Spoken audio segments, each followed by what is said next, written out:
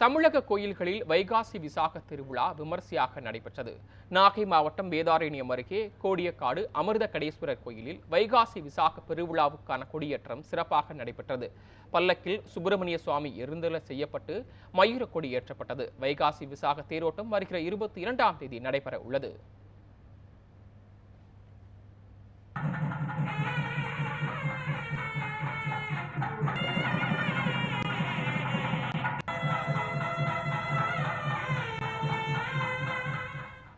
நெல்லை மாவட்டம் வள்ளியூர் சுப்பிரமணிய சுவாமி கோயில் சித்திரை தேரோட்டம் வெகு விமரிசையாக நடைபெற்றது.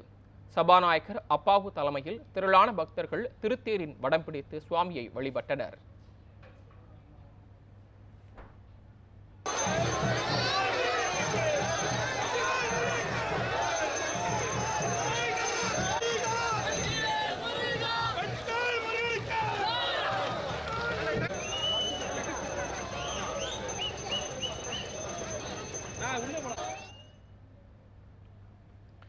தருமபுரி மாவட்டம் பாலக்கோடு அருகே சோமனஹள்ளி அக்குமாரியம்மன் கோயில் சித்திரை திருவிழாவில் பக்தர்கள் சாட்டையால் அடிபட்டு அம்மனை வழிபட்டனர்.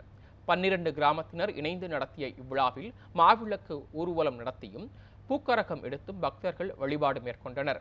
திரளான பக்தர்கள் அம்மனின் பிரசாதமாக வேப்பிலையை பெற்றுச் சென்றனர்.